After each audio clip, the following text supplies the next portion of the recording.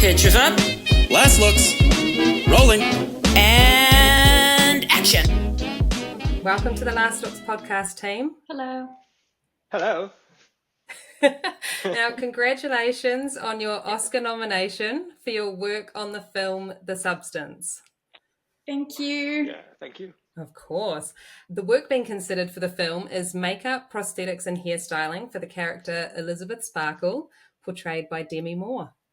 Now, if you could each tell us your name and what your position on the team was. My name is Pierre Persin, and I was the prosthetic makeup designer.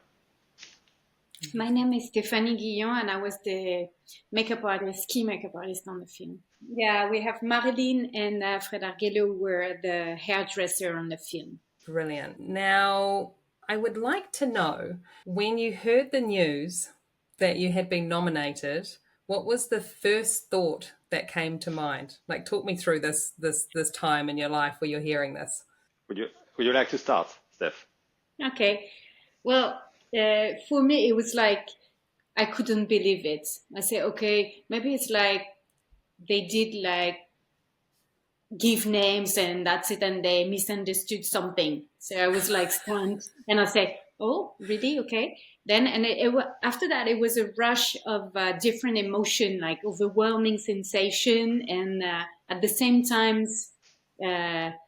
joy and surprise, and all of these emotions coming through. And I was like, "Is it real?"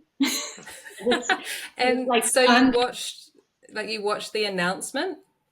Yeah, I watched the announcement, and I was like, at the moment I've seen it, it's like, okay, I call a friend and I say, I'm not sure I see it well. Could you just see it by yourself also? Because I'm not sure. Is it real? So it was like I double check, and double check. And I call Pop as soon as I have it. I say, did you hear properly the name? I was surprised. That's awesome. Very true. And on my side, it took me back when I was 14, 15 years old, at the end of the 80s, when I started doing makeup effects in my bedroom, staining the carpet with latex. And yeah, it took me really back there at that time. And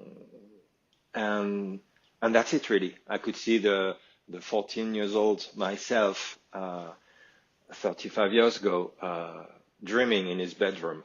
not dreaming to have an Oscar, but dreaming to do the job, really, to do special makeup effects. And I was on set when I heard the news.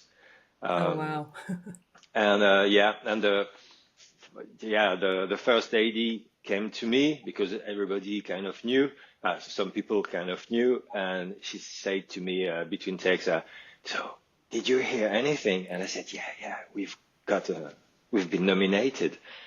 And she said, "Oh, that's amazing! I have to make an announcement." So she did in front of the whole crew, and everybody cheered and clapped, and that was great. Oh, that's awesome that you could share it with a bunch of film family. That's very cool. That was the best. I was dragging a silicone dummy on set, trying to drown the dummy in a fish tank. Just the real life. Yeah, a normal day at work.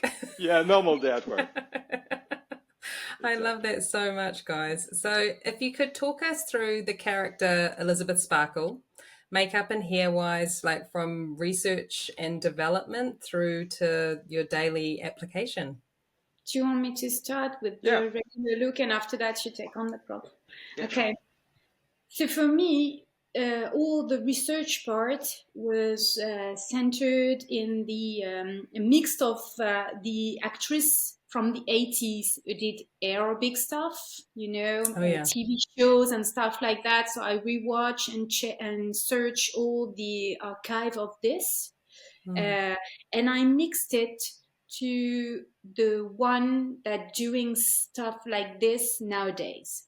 So I want it to be a mixed between what we've used to see when we were young, and also what Elisabeth Sparkle was supposed to watch when she was young, and the one that we have now with the look of the modern time, because she is someone that is, for me, Elisabeth Sparkle was someone who stays in date with her time. So she even if she is not at the proper age for doing this for the young generation, so she's still in shape, she's still modern, she's still in her time, really. So I wanted to mix those. So it went from Jane Fonda to Gigi Hadid to the girls from even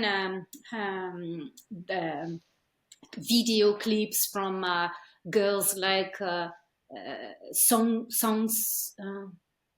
Singers like doing aerobic stuff and stuff. So it was a mix of all of this. And the part for me, it was the most important is like keeping the proportion of a face for most of the time. How can I explain that? Okay, so from the beginning, when she is well in her head, everything is okay, she has a job, she likes what she did, all the proportion of her face were well done and harmonious.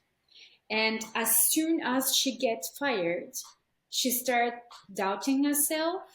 And then for me, it was like I needed to slowly and gradually make her feel unproportioned and unbalanced. So each time she's seeing herself in front of a mirror or in front of the handle door of something, each time she sees a reflection, the proportion of her face starts to unbalance. Wow. It's a small stuff, but it has to be gradually going on. So I wanted to do that. And on the contrary, when people sees her, when she's in the reflection of other people, she stays balanced. So all the proportion are well done. Everything is beautiful, the face and all of that. So the worst point is when she's going in the bathroom and we do the bathroom shot. And so each time she go back to the door or stuff like that, the face is balanced, and each time she goes in the bathroom and she sees herself is unbalanced and unbalanced and unbalanced, for at the end going like completely out of shape, so that was the work that was very important for me for her in the movie. And after that I used this balance work until Pop took on That's me. shape. That's you. It's the name I gave him because we know each other for a long time, so it's his nickname for me. I love it. Well, now it's his nickname for everybody. Yeah. Now everybody's going to call you Pop. Yeah.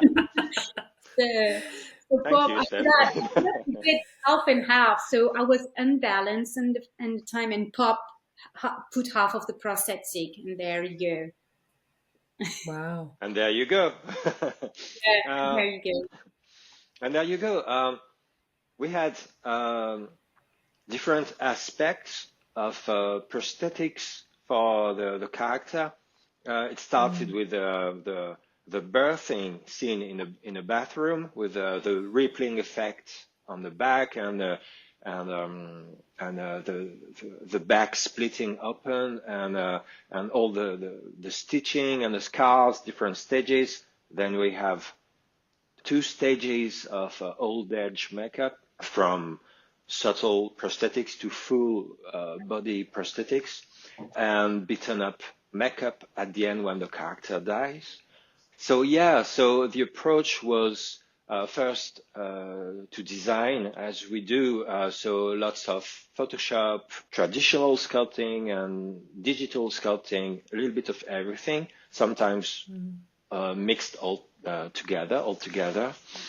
And yes, the most concern was, especially for the first stage of old age makeup, only half of Demi's face is aged.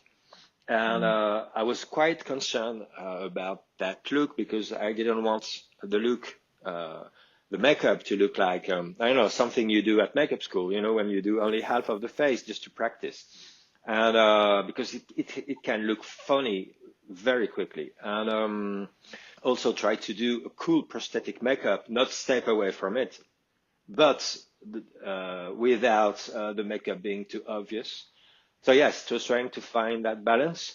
Coralie Farja, director, really wanted to go crazy, and so we did. And but at the same time, especially at the beginning, you know, it starts with one finger, and then it starts with half of the face, and one arm, and one leg, and the back, and then moving on to the reveal of the full body and all that. And just trying to find that balance between craziness, not being too obvious. So, for instance, when we did the first stage of old age makeup, we called Requiem for Dream, which was one of the reference from our director, Coralie. And at first, we started building like proper traditional, let's say, prosthetics with, you know, we built cores and epoxy cores and started sculpting, you know, nice arms and legs and blah, blah, blah. But then I started doing tests just on the finger, actually, but we were building the whole stuff. And because you can compare both sides of the face, so you can compare the weird finger with the other fingers. And because we are building up, when we are adding a prosthetic, we are building up, obviously, volume. And it looked funny and it didn't look right. So I was like, oh, the rest will not follow. If the finger does not work, the rest will look weird. And so we started all over again. We scrapped most of the cores and traditional way to do it, just to avoid to build up volume too much. So we had, let's say, traditional prosthetics with a core, negative and positive, and injecting silicone gel. We all know that. For some parts, for instance, the elbow or the top of the hand and stuff like that. But for, I know, the forearm or the leg, the thigh, we use like really the thinnest, just texture silicone, the thinnest appliances possible. And also we used translucy. We really wanted to see through and not just paint on top of the prosthetic. So we printed, for instance, we did veins and varicose veins in Photoshop that we printed on tattoo papers. We applied first on the skin, and then we also had silicone veins. We applied that, and then we applied our really thin appliances on top of that, and we very lightly painted on top of that, for instance. Just trying to keep things reduced because it's supposed to be shrunken and smaller and not bigger. When we did Gollum, the full body, it was easier in a way because we could cover the whole body and go crazy. And also with Gollum, we called her Gollum for obvious reasons. And and we thought of it with my team, but I didn't want to go for a suit. I wanted to do it like prosthetic makeup because I knew she's going to move a lot and fall down and blah, blah, blah, lots of actions. And the harsh lights in a bathroom, we have to mention that, and the tight close-ups and all that. So I was quite concerned with that. So we did kind of, it was full silicone prosthetic makeup. And that's, yeah, we kind of transformed it into a suit, but it was a mix of, let's say, prosthetics and suits. Because I thought, okay, it's going to take too much time on set to apply all those prosthetics. So yeah, we had the actress who was playing Gollum fully naked, and she came to the workshop, and we glued the prosthetics on her on some kind of custom-made lycra. And for the upper body and lower body, and we for the not for the arms, but at least for the torso and the legs. And so we kind of had something super tight, the prosthetic glued onto her, and we could take it off and put it back on. But we used that only one day, so we had that kind of suit for each day of suit prosthetics for each day of shooting. I don't know if I'm being clear, but No, you it are. wasn't really prosthetics. It wasn't really a suit. And what else? Yeah, it was a crazy time for sure. Yeah. I just wanted to kind of follow up with when you were actually designing everything, how much was written in the script, like descriptively? I mean, it depends. Some of it, but other stuff we've done for the movie was described, but we're not going to talk about that. I cannot remember if it was written that half of her face was aging. I think it was written in the script. It was written that but it wasn't really described. It was like a horrible old hag or something, with a hunchback maybe, and but So you were kind of given a little bit of a like starting point, but you were able to just kind of grow and design from there. yeah, the Gollum wasn't the most. I mean, for some characters, we worked for a month to design them and to find the right design for Coralie. But for Gollum, I did a small plastilene maquette, really old school, and I sent it to Coralie, and she just asked for a few tweaks. But that went quite easily. That one, that one, but I remember for the first stage of aging, the Requiem stage with half of the face, we did the first makeup test on Demi, and I hated it. I thought it too. And Carly was like, "Yeah, I don't know, it's interesting," and I was like, "Oh no, please." I'm following you. You are the director. That's your world. But take my word, I can do a much better work for that. Let's not use that. And she said, "All right." And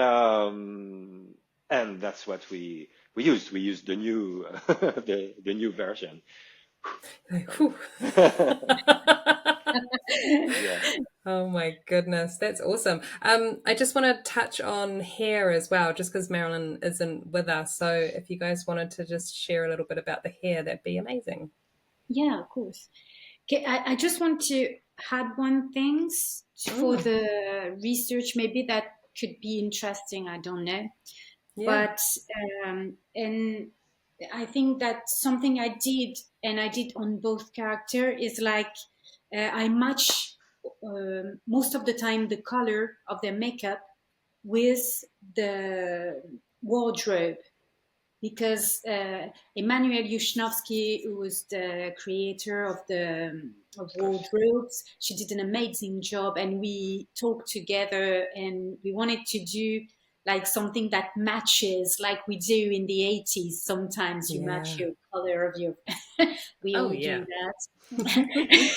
So I think that is if you see all the character, they all matches the outfit. So I wanted to add Love that. It. Yeah. For the hair, for the first part of the movie, before she's taking the substance, they wanted to keep the long hair natural and straight, because they didn't want to make the character going to stuff too fancy or too prepared. Again, because she's someone who is like, how can I say that? Well in her thoughts. So she's good with herself. She doesn't want to do fancy stuff. She's like going with the wind. And so they stayed up really natural, really not fancy at all, until she started to degrade, and then comes the hard part, when there are all the wigs and stuff like that, and we see that she shrinks. Everything is shrinking. in the makeup, in the hair, and all of that. Everything is going inside of her. So all the proportion goes there. The hair goes like this. So we really wanted to make it like she is sucked inside of herself. So everything is like going like this. And then technical stuff coming when they put the prosthetic and all of that. Yeah. That was technical. And yeah, absolutely. For the hair department and for us prosthetics, in a way, the most difficult part was Demi's really long hair, but like super long. So try to come up for the first stage of old age, the requiem stage, you know, the usual wrap the hair on top of the head, like in a crown fashion, as flat as possible. Put the wig on, but when she turns into Gollum, I didn't want to do that because I didn't want to build the skull too much. So what we did is we did like a flat, very flat ponytail on the back of her neck, and we applied a couple of ball caps, and we put the flat ponytail into a nylon stocking and that we pinned. And the first ball cap, and then the silicone neck and the skull and the ball cap, silicone ball cap, and all that, and so Demi's hair was on her back and hidden under the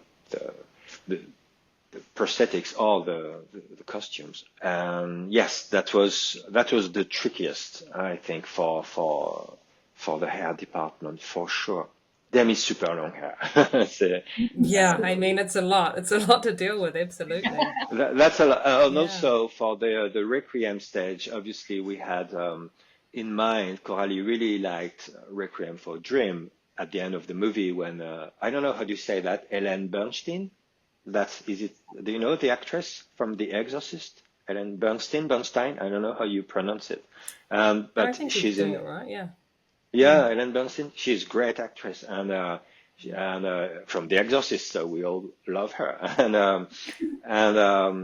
But at the end of the Requiem for a Dream, the character becomes completely crazy and addicted to drugs, and so she has that kind of crazy look. So Coralie really liked that. So we tried to doing our own stuff, but we incorporated a little bit of that crazy feel of someone, you know, watching too much TV and taking drugs and turning into a lunatic. And I also wanted to add, coming back to the prosthetics, and I forgot to say, for when we did Gollum, we had 3 Gollums. We had Demi as Gollum, obviously. We had a very thin actress on which we did a full body Gollum, and we also had a stunt double. They all had custom made prosthetics, and also for the backs and the scars and the first stage of old age, the arm, the finger, and so on. We also had 2 different body double. We applied the makeup on, so in total we had Elisabeth Sparkle. For us, prosthetic department was 5 different. Well, we had Demi Moore as the lead, but we had 4 other stunt double or different doubles that we had to apply makeup on, and so suddenly, as you know, it's much 4 times more work. Absolutely. Wow. So each year the nominated films, they showcase such a wonderful range of work. How do you feel your work differs from your fellow nominees? Tricky question. Yeah, very tricky, because they are all absolutely amazing and for so many years.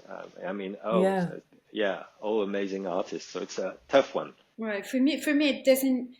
There's nothing that differs in terms of technical, makeup stuff. We all do makeup, so I would not say that it differs in technical way. I think the only thing that differs is what the movie asks us to do. It's just what we express through the movie and through what the director asks us to do, or what our inspiration are, and all of that. But the technique is, for me, is the same. We do technical stuff, and part of it is technical, and then your creativity and the way that you see things makes it different. But that's the only thing that makes it different. Yeah, no, yeah. Like I said, they are all absolutely amazing artists. So nothing but respect for all of them. I would say I don't know if it's different, but on my side we had kind of a little bit of everything from crazy stuff like the rippling effect on the back splitting open, and then we have all the stitching in close up and all the scars and healing of the scars and the puncture holes, with this that we see in close ups, and then we had old age makeup, but weird ones from small prosthetics to full body, and then we also had wounds. I mean, by that when she hits the mirror, we did beaten up makeup on Demi Moore on top of the Gollum makeup. We also had a silicone head that we smashed onto the mirror. So we had weird effects. We had different kind of old age makeup. We had beaten up makeup and weird stuff, and big, very big prosthetics covering the full body or half of the body. For instance, the back was, so it was, I don't know if it's different, but it was A lot. a lot, and different kind of stuff, and a lot. Losing my You word. guys. No, you answered that really well. I like it. And what did you find to be your biggest challenge during filming? I think Pop got a lot of. Mine was like, I think the most challenging part was not technical for me. Not that I easily do stuff, not at all. But it's just like it was the part when she removed the makeup, definitely, because I didn't want her to be hurt, and because we have to redo it so much time at the end. I thought, I said, okay, she's gonna hurt herself, definitely. So we have to find ways to make it smooth for her, but in the meantime, make it the makeup go away like Coralie wanted to. So with the mark on the face and all of that, that was challenging because of the time that we have to redo, and also each time I have to erase everything and redo all the makeup from the start. So, and of course, because we are on set in a small time, not the proper time to do it. So we have to be super fast to redo the makeup, and it's not an easy makeup because she has lashes and all of that, and she get prepared, and she has makeup that is imbalanced and all of that. So we cannot go back to the trailer for that. So we have to do it on set. Yeah. We were inside a room. We were black all around, so no light. So the challenge is that's it. So they did not understand because I asked to have like I don't know how it calls in a green room. A green room that was white, and they put a black one, of course, because it was a black room. So it was a black room, and I have like just a mirror with just a little light like this. So I have to redo it in the dark. It was quite fun. I said, okay, challenging. Let's go. Yeah. So, and we were just like, the set was here, and it was closer to make it very fast. So it was fun. We have like the water close, everything. It's like we were camping outside. It was fun. So that was the biggest challenge, and most of the part for her to be comfortable because it was not, it was uncomfortable. Yeah. Yeah. I have to say, maybe we were lucky, prosthetics, because they gave us time, and I have to say that, and it's different. I have a different feeling, but it was different. But that was one show we shot for at least 5 months, so it was for a feature-length French movie. It's not really technically French movie, but it felt pretty much a French movie. It's British and American produced, but with a French crew and French director, and it was very much French, a very much French atmosphere on set. And but they never rushed me or my team on set. Like, sometimes at the end of the shoot, we were filming some stuff and complicated makeup effects, and I was like, it doesn't really work today, but give me a couple of days and go back to the workshop. I know how I can make it work better. And director was like, okay, go ahead. We're going to film something else and go back in 2 days. And we did. And we were not rushed. We had other difficult moments, but we were never rushed. And that was really great. That said, to me, I think the hardest, many things, but we were not a big crew. I think we were like 15-ish at the workshop or on set, not 15 on set, obviously, but and so it wasn't a crazy big team. We were not 50 or 80 or anything. But to me, the most difficult was when we started shooting, because at the time, my workshop was not big enough to do the whole show because we built many things. So since then, I moved into a much bigger workshop. After the substance, I said, I'm going to move into a much bigger workshop. I just can't, I don't want to go through that again. So I rented another unit, but it was 10-15 minutes drive from my workshop. So which is far enough. And so when the shooting started, I was driving to the studio where we were shooting. It was like 50 minutes drive or so. So early in the morning and applying makeup, with my team, leaving my team. I was leaving the studio after lunch, let's say. And then I was driving to workshop number 2, the second unit, spent some time with the crew there. And then I was driving to workshop number 1. And then I was driving back home. And then late at night, many nights, we had phone calls with the first AD because we were trying to, find solutions to our problems, and then sleep a couple of hours and Groundhog Day all over again. And that was tough. Set workshop 1, workshop 2, and sleep a couple of hours. That was the hardest. Yeah, figuring out how can I clone myself? How can I? I wish. How can I replicate me? Yeah.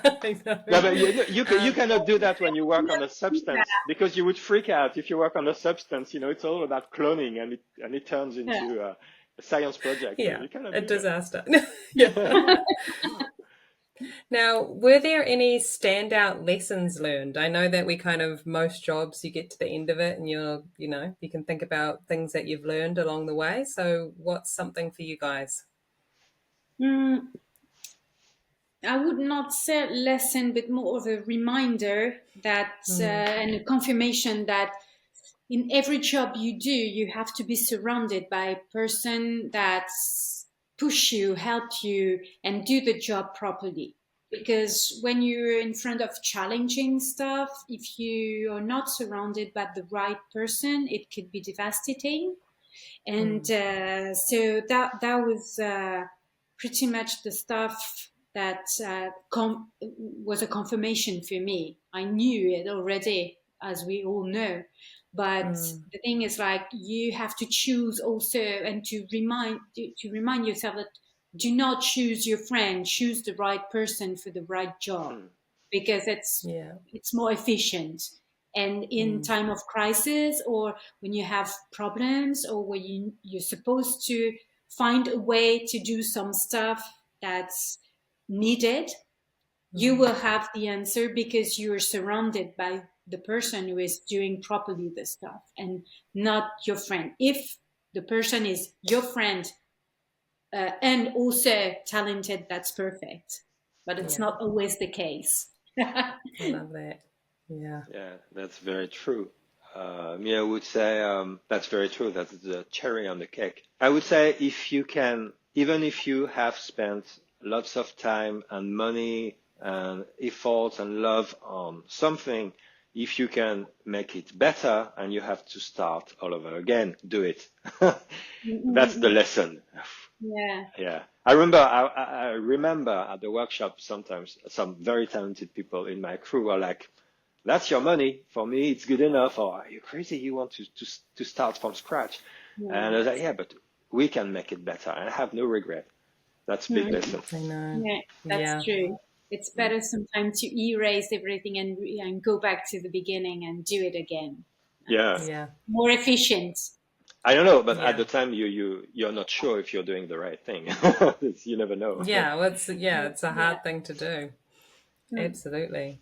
And as we all know, it takes a team. So did you guys want to take a moment and give a shout out to those that helped you on the project? Yeah. For me, it will be my teammates, Lucky and Guillon. It's like, fortunately for me, my best friends and my teammate. So that's great. Wow. And without her, I will not be doing the job the same way, because she is someone very smart, very talented, always pushing me out of my boundaries. And she is always giving me good advice. She is really a smart person, and really she knows a lot about movies, about the way that you do it. So for me, it's like really, really, she's precious, really precious for me. So it's a big, big, big, like, I love you, Lucky. And yeah, it takes a village for sure. I mean, my whole crew, I'm going to give names, but I wish I could name everyone really.